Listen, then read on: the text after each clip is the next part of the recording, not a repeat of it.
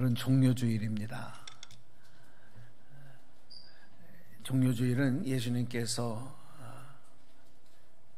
죄인을 구원하시기 위해서 십자가의 대속의 사역을 이루시기 위해 예루살렘 성에 어린 나귀를 타고 입성하신 날을 기념하는 그런 주일입니다.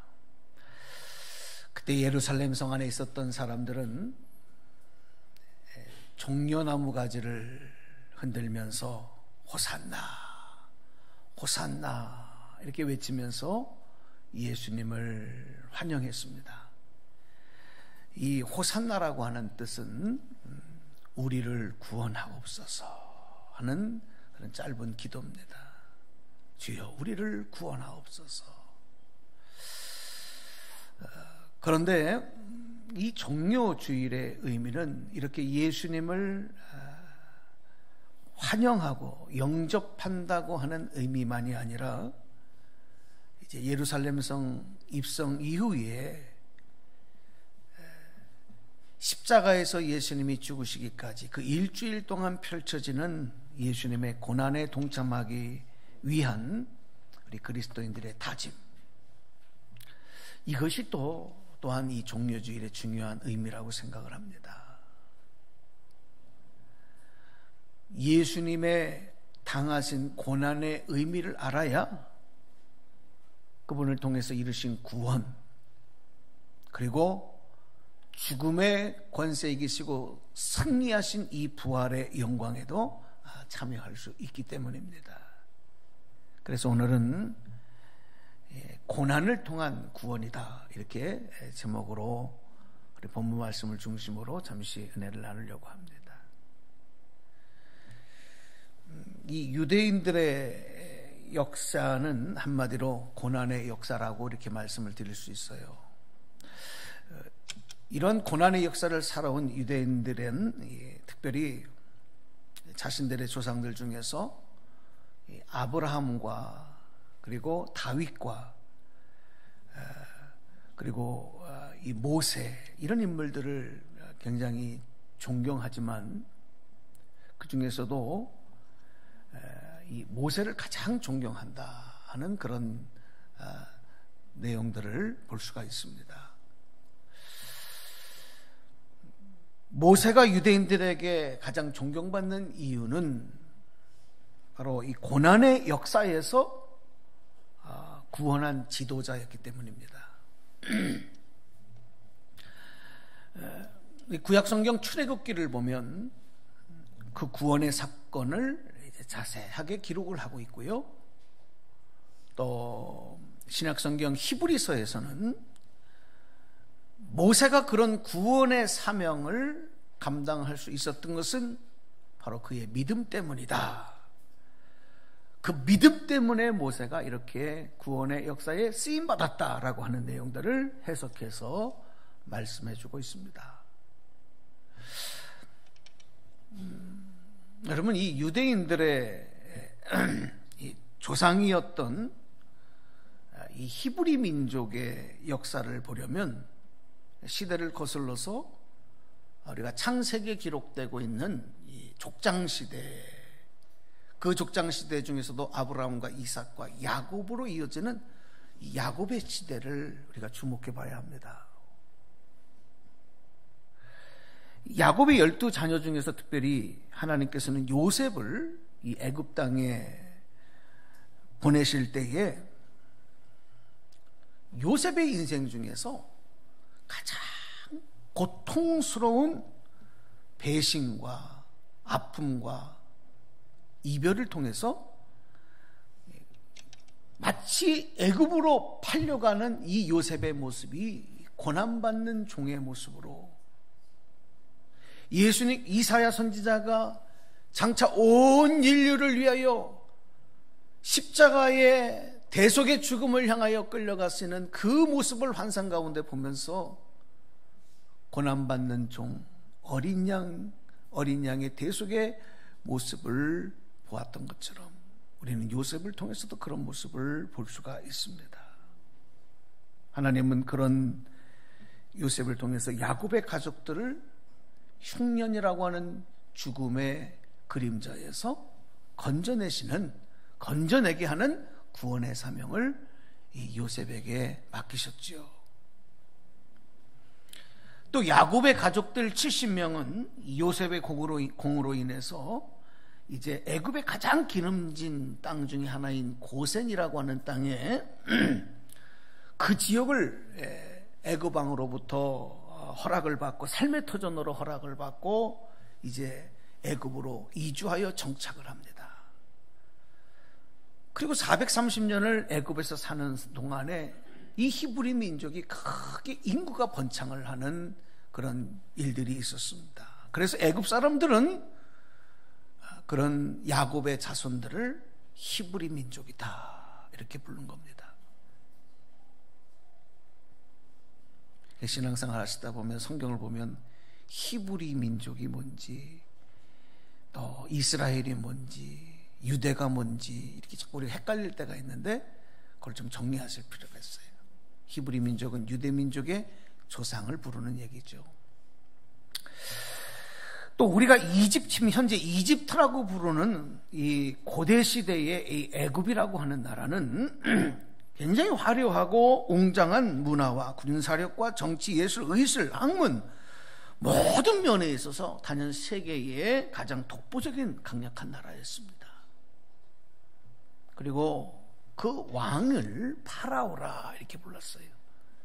파라오라고 하는 것은 태양신의 아들이라는 의미로 태양이 낳은 아들. 그래서 이 애굽의 왕은 여러분 사람 중에 뽑힌 왕이 아니라 신적인 존재예요. 그 권세를 누구도 대적할 수 없는 가장 강력한 존재로 군림했던 것입니다. 그래서 성경에서는 이 파라오를 바로라 이렇게 해석을 하죠. 바로왕, 바로. 그래서 이 애굽 땅에서 이 바로의 권세는 누구도 대적할 수 없는 강력한 권세였습니다. 자, 그런데 이 야곱의 가문이 이렇게 이제 애굽으로 이주해서 400년을 사는 동안에 여러분 400년 동안에 애굽 땅에도 많은 정변들이 일어났을 거 아니겠습니까? 그러니까 왕조가 바뀌어요. 왕이 바뀌는 게 아니라 왕조가 바뀌는 거예요. 자, 그러면서 새로운 파라오들이 또 생기기 시작을 하고 그러면서 이제는 그 요셉 400여 년 전에 있었던 요셉의 공을 모르는 새로운 왕조가 생기고 그리고 이제 새로운 바로가 애굽을 다스리게 되었을 때에 이 히브리 민족은 정말 엄청난 인구의 번창이 증가가 일어나고 있었습니다. 그래서 이 바로는 이런 히브리 민족들을 감시할 수 있는 감독관을 세워서 히브리인들을 노동 현장에 동원을 시켜요. 그리고 그들에게 고통을 가함으로써 어떤 인구의 증가를 막아보려고 했습니다. 그런 내용들이 이제 출애굽기에 기록이 되고 있어요. 그런데 그럴수록 인구는 점점 더 늘어나는 거예요.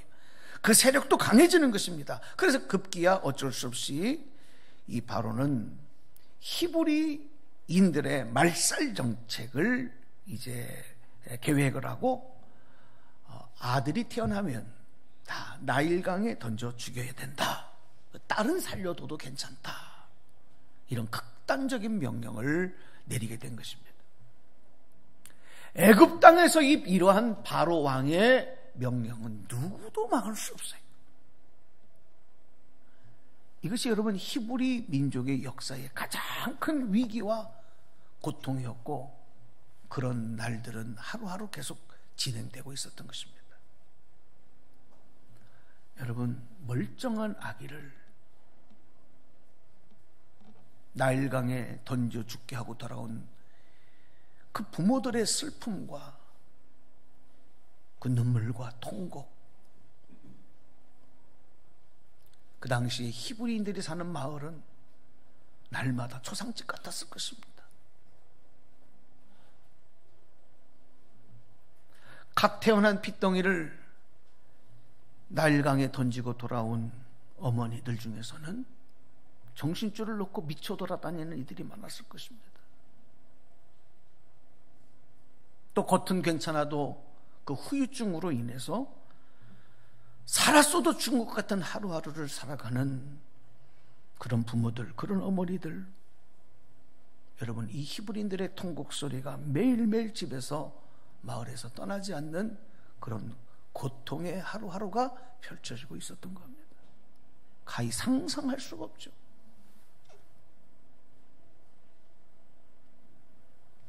이와 같이 육체적인 고통을 넘어서 심리적으로, 정신적으로 피가 말라 죽어가는, 여러분, 이보다 더한 고난의 역사는 또 일찍이 없었을 것입니다. 그게 당시에 애굽 땅에서 일어나고 있던 히브리인들의 고난의 현장이었습니다. 그런데 여러분, 이런 고난의 역사 가운데 출애굽기 2장을 보면 한 아기가 태어나는 거예요. 바로 모세의 출생 이야기를 기록을 하고 있습니다. 레위의 혈통을 가진 남녀가, 젊은 남녀가 결혼을 해서 이제 부부가 되고 그 아내가 임신을 했는데 두 번째 아이를 낳은 거예요. 그런데 이 두 번째 아이를 낳을 때가 하필 이런 명령이 떨어졌던 고난의 시대입니다. 그런데 이 부모는 도저히 이 아이를 나일강에 갖다 버릴 수가 없었어요.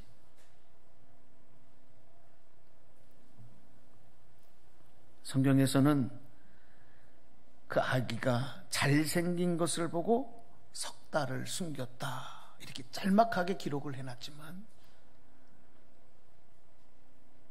이런 행동은 그 부모가 태어난 아기 때문에 목숨을 걸었다는 얘기입니다. 지난주에 우리나라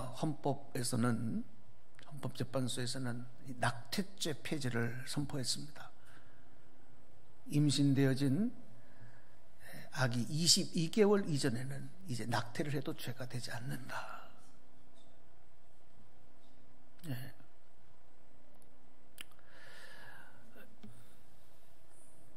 그 법을 해석하는 데 있어서 아기의 생명도 중요하지만 그 아기를 임신한 여성의 인권도 중요하다. 그래서 이렇게 법 해석을 해놨습니다. 물론 시대가 많이 바뀌었습니다만은 다시 역사를 거슬러서 애굽 땅의 이 고난의 현장에서는 이 부모는 태어난 아기를 위해서 자신들의 목숨을 걸었습니다. 그 아기를 숨긴 것입니다. 자신들의 목숨만이 아니라 가족 모두가 다 발각이 되어지면 몰살당할지 모르는 위험천만한 일을 감수하고 버틴 이 석 달, 이 하루하루가 얼마나 불안하고 힘들었겠습니까?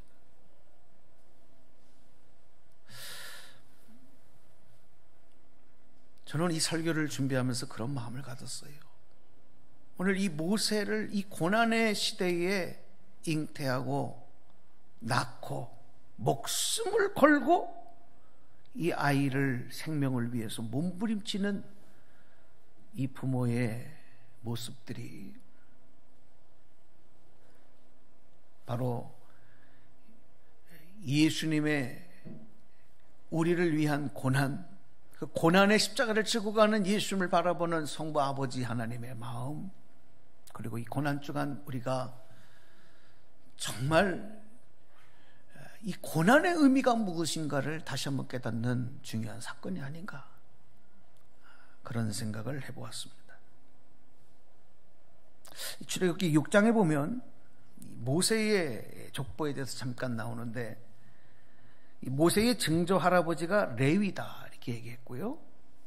그리고 그 할아버지는, 증조 할아버지가 레위, 할아버지는 고핫입니다. 그리고 아버지가 아므람. 근데 이 아므람이 레위 여자였던 요게벳과 결혼을 해서 이제 아들을 낳습니다. 그 아들이 바로 아론이고 둘째 아들이 바로 모세입니다. 그리고 그 중간에 이제 미리암이라고 하는 딸이 있죠. 근데 이 모세와 미리암은 이런 바로의 명령이 있기 전에 태어났기 때문에 목숨을 부지할 수 있었지만, 모세는 그 출생에서부터 고난의 삶을 대변하고 있고, 결국 태어나면서부터 부모의 품에 제대로 한번 안겨보지도 못하고 마음껏 울어보지도 못하고 이렇게 숨겨진 채로 부모와 함께 3달 동안의 시간, 부모와 함께 할 수 있었던 그 생애의 유일한 이 3달 동안의 시간은 너무 빨리 흘러가 버리고 말았습니다. 어머니 요게벳은 더 이상 성장하는 이 아기를 숨길 수가 없어서 가슴을 쥐어뜯는 눈물을 삼키면서 어린아이를 담을 갈대 상자를 만들기 시작했습니다. 어쩌면 이 갈대 상자는 이 아이가 영원히 나오지 못할 관과 같을 수도 있어요. 영원한 이별을 고하는 갈대 상자였습니다. 여러분, 이때의 이 모세의 부모가 어떻게 하나님의 구원의 뜻을 다할 수가 있었겠습니까? 가슴을 쥐어뜯는 눈물과 통곡과 고통 속에서 어떻게 하나님의 그 기쁘신 격려를 다 헤아릴 수가 있었겠습니까? 그들은 탄식하고 통곡하면서 이 아이를 향해서 차라리 너 태어나지나 말 것을, 왜 태어나서 이런 고난의 때에 환영받지도 못하는 생명이 돼서, 그것도 아들로 태어나서 이렇게 버려져서 생예배를 해야 되느냐? 어쩌면 그 부모는 이 아이를 보면서 죄인 것 같은 마음이 들었을까? 왜 너를 잉태하고 왜 너를 낳아서 너에게 이런 고통을 줘야 되느냐? 왜 우리는 또 이런 고난의 고통과 눈물을 흘려야 되느냐? 이게 고난입니다. 여러분, 장차 모세를 통해서 하나님이 이루실 놀라운 구원의 역사를 위하여 하나님은 이런 고난을, 정말 깨닫고 이해할 수 없는 이런 고난을 그 앞에 준비하고 계셨다는 얘기예요. 그런데 성경은 이 부부가 아들을 위해서 목숨을 건 것은 믿음 때문이었다. 할렐루야. 이 사실을 기록하고 밝히고 있는 거예요. 그러니까 이 모세의 부모는 그 시대에 다른 부모들과 달랐던 겁니다. 누구도 이 바로의 명령을 거역할 수 없어요. 부모의 정, 부모의 사랑 갖고도 안 되는 거예요. 안 되는 거예요. 근데 이 부모는 다른 겁니다. 뭐가 달라지냐? 믿음이 있었다는 겁니다. 그 사실을 히브리서 11장에서 이렇게 기록을 하고 있습니다. 23절을 읽어드리겠습니다. 믿음으로 모세가 낳았을 때에 그 부모가 아름다운 아이임을 보고 3달 동안 숨겨 왕의 명령을 무서워하지 아니하였으며. 아멘. 믿음으로 모세가, 이게 중요합니다. 믿음으로. 이 모세 부모는 죽으면 죽으리라는 믿음 때문에, 어쩌면 이 에스더가 갖고 있었던 믿음과 같습니다. 죽으면 죽으리라. 그 믿음 때문에 이 어린 아들을 3달 동안 숨겨 키울 수 있었습니다. 그리고 그 믿음으로 눈물을 흘리며 지금 갈대 상자를 만들 수가 있었던 겁니다. 모세의 부모는 혹시 남의 눈에 띄기라도 할까 조심하면서 갈대 상자를 가져다가 거기다가 역청과 나무진을 칠하기 시작했다고 출애굽기는 기록하고 있습니다. 혹시라도 물이라도 새어 들어가면 우리 아기가 누워 남겨있는 이 상자 안에 물이라도 들어가면 어떡할까? 그것을 칠하고 또 칠합니다. 그것을 반복하는 동안에 어느새 그 갈대 상자 안은 이 부부의 눈물로 흥건히 젖었을 것입니다. 부부는 그 눈물을 또 닦아내며 그 안에 어린 아기를 누이고 나일강에 띄우기 전에 믿음의 부부였기 때문에 분명히 하나님께 이 아기의 생명을 맡기는 찢어지는 고통의 기도를 했을 것입니다. 그때 모세의 부모 기도에서 우리는 겟세마네 동산에서 땀방울이 핏방울로 변하는 간절한 기도를 하시는 예수님의 기도, 그 고통의 기도, 그리고 그 모습을 바라보시는 하늘 아버지, 그리고 고통의 십자가의 죽음을 지켜보시는 가슴을 찢으시며 아픔과 고통을 참아내시는 성부 하나님의 고통을 또한 우리는 느껴볼 수가 있습니다. 여러분, 이때 기도하는 이 모세 부모의 기도는 어땠을까요? 우리 부모라서 알잖아요.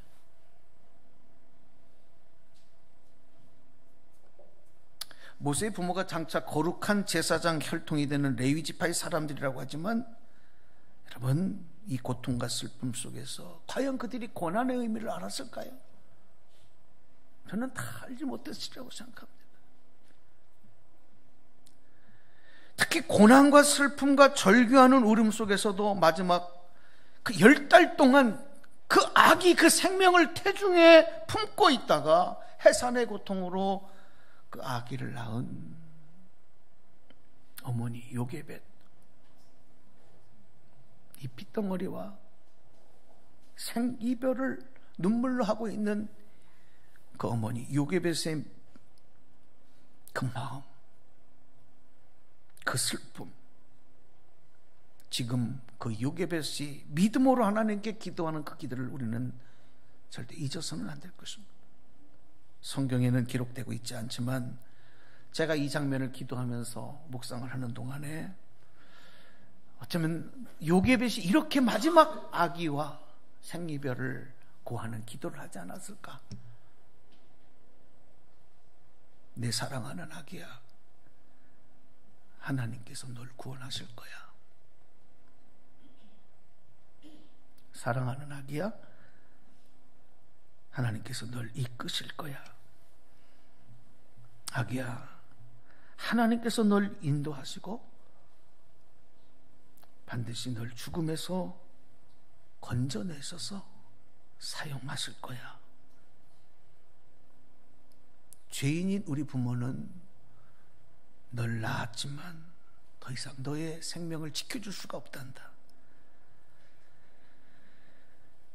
그러나 하나님께서 너의 삶의 참 주인이시니 너의 생명을 지키시고 보존하실 거야. 반드시 널 구원하실 거야. 요게벳이 이렇게 기도했을 것 같아요. 눈물에 삼킨 울음소리인지 기도소리인지 모르는 어머니 요게벳의 마지막 아기와의 이별의 고백은 죽음의 길을 가시는 독생자 예수님을 향한 하나님의 마음을 조금이라도 헤아릴 수 있는 내용이라고 생각을 합니다. 구원의 역사는 이렇게 믿음으로 고난을 통과하지 않으면, 구원의 역사는 이렇게 믿음으로 고난을 통과하지 않으면 이룰 수 없는 것이라는 사실을 하나님은 우리에게 알려주시기 위해서 지금 이 아므람과 요게벳 이 부부를 사용하시는 거예요.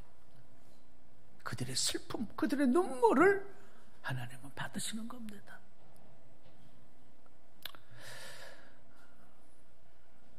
요즘에 인터넷 실검 1위에 올라와 있는 찬양이 있어요. 바로 오늘 이 말씀의 주제와 연결되는 찬양인데, 이 연평한 씨가 쓴 작사 작곡한 요게벳의 노래라고 하는 찬양입니다. 이 찬양을 몇 번이나 들었습니다.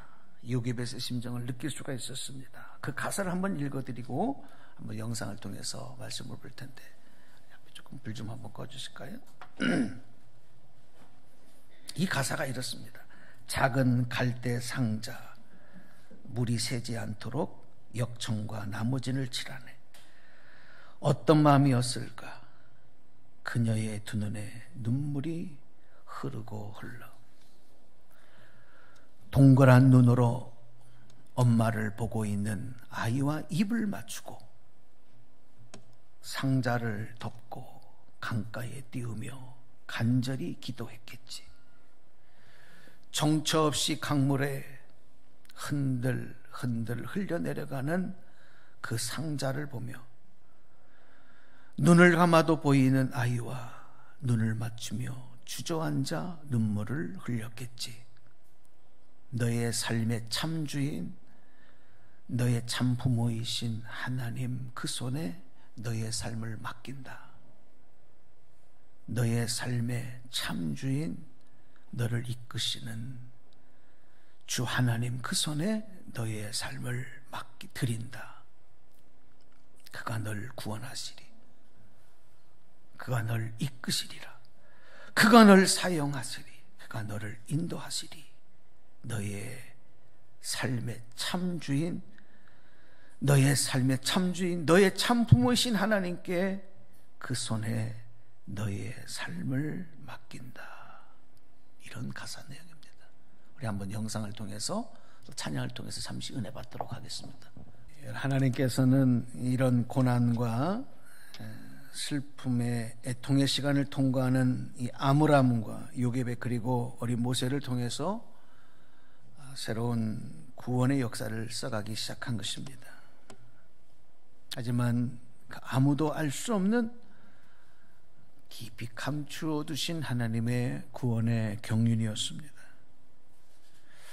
모세를 제일 먼저 죽음에서 구원한 이 구원의 도구로 쓰신 사람도 애굽의 공주였다는 사실, 하나님께서 모세를 구원하실 때 살인자 원수의 자식을 통해서 구원의 통로로 쓰신 것을 보면 정말 하나님의 구원의 섭리가 어디 있는지, 어떻게 언제 나타날지 아무도 알 수 없어요.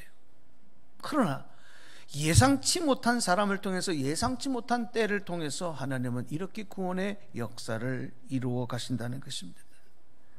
모세는 무모의 기도대로 죽음에서 건지심을 받은 것만이 아니라 애굽의 왕자로 40년을 더 이상 부러울 것 없는 그런 삶을 사는 최고의 특권층의 호사를 누리며 살았지만, 구원받은 자의 삶은 이렇게 자기의 부귀영화, 행복만을 추구하는 삶이 될 수가 없었기 때문에, 그것이 하나님의 뜻이었기 때문에, 그것이 감추어진 하나님의 구원의 경륜이었기 때문에 애굽의 왕자였던 모세는 그 바로 공주의 애굽의 왕자됨을 내려놓고 하나님의 구원의 역사에 당당하게 나아갈 수가 있었던 것입니다.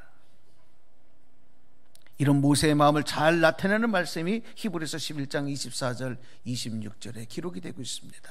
이제 말씀을 정리하겠습니다. 말씀 읽어주실까요? 믿음으로 모세는 장성하여 바로의 공주의 아들이라 칭함받기를 거절하고 도리어 하나님의 백성과 함께 고난받기를 잠시 죄악의 낙을 누리는 것보다 더 좋아하고 그리스도를 위하여 받는 수모를 애굽의 모든 보화보다 더 큰 재물로 여겼으니 이는 상 주심을 바라봄이라. 아멘. 여러분, 애굽에서 왕자로 있었을 때에 그것을 내려놓고 하나님의 구원의 사명에 동참하려고 했던 모세의 삶의 결과는 실패자였고, 그에게 찍힌 낙인은 살인자라는 낙인이 찍혔습니다. 어쩔 수 없어 미디안으로 도피를 합니다. 그곳에서 이름도 게르솜이라고 바꾸며 40년 동안을 은둔해서 사는 동안에 이 애굽 안에는 또 많은 변화들이 일어났습니다. 하나님은 이 모든 것들을 합력해서 구원의 역사를 만들어 가셨던 것입니다. 출애굽기 2장 24절에 25절에 보니까 이렇게 하나님은 이런 내용들을 기록하고 계십니다. 말씀 한 번 더 보십니다. 하나님이 그들의 고통 소리를 들으시고 하나님이 아브라함과 이삭과 야곱에게 세운 그의 언약을 기억하사 하나님이 이스라엘 자손을 돌보셨고 하나님이 그들을 기억하셨더라. 아멘. 모세는 하나님의 택함받은 자녀가 된 자신의 정체성을 안 뒤로부터는 세상의 모든 부귀 영화와 세상에서 얻는 만족에 그는 취할 수가 없었습니다. 오직 한 가지, 히브리 민족, 하나님의 택한 민족, 아브라함을 통해서, 이삭을 통해서, 야곱을 통해서 약속하셨던 그 구원의 뜻, 이 하나님의 구원의 뜻에 순종하는 일만 그 앞에 있었던 것이고, 모세는 그 경륜을 따라갔어요. 그것이 바로 상 주시는 하나님을 바라보았다. 히브리서는 이렇게 해석을 하는 것입니다. 다시 한번 히브리서 11장 26절 27절입니다. 그리스도를 위하여 받는 수모를 애굽의 모든 보화보다 더 큰 재물로 여겼으니 이는 상 주심을 바라봄이라. 믿음으로 애굽을 떠나 왕의 노함을 무서워하지 아니하고 곧 보이지 아니하는 자를 보는 것 같이 하여 참았으며. 아멘. 여러분, 저는 오늘 이 고난을 통한 구원이라고 하는 이런 제목으로 여러분과 말씀을 좀 나누면서 오늘 이런 결론을 좀 말씀드리려고 합니다. 예수님의 고난 당하심은 결국 우리를 구원하시기 위한 길이었고, 그런 예수님을 십자가의 죽음으로 놓으신 아버지 하나님의 심정을 우리는 오늘 모세의 부모인 아므람과 요게벳의 심정을 통해서 비춰보았지만, 그렇다고 어찌 그 아버지 하나님의 고통, 우리 주 예수님이 당하신 고난을 다 헤아릴 수가 있겠습니까? 그래서 이제 우리 내일부터 펼쳐지는 고난 주간에는 우리가 기도의 자리에 나오셔서 함께 기도하면서 이 주님의 고난에 동참하는 것이 구원받은 우리로서의 최소한의 주님을 향한 고백이다, 그런 말씀을 드립니다. 죄인은 우리의 구원을 위해서 아들을 죽음의 갈대상자인 십자가에 누이시는 아버지 하나님의 그 눈물과 아픔에 감사할 수 있어야 합니다. 그 사랑과 은혜를 잊지 말고 기도해야 합니다. 이 고난주간, 종료주일을 우리가 맞이하며 고난주간으로 들어가는 여러분들에게 그런 결단과 고백이 함께 하셔서 고난을 통한 구원의 역사에 모두가 참여하게 되는 귀한 은혜가 있기를 주님의 이름으로 축복합니다. 기도하겠습니다.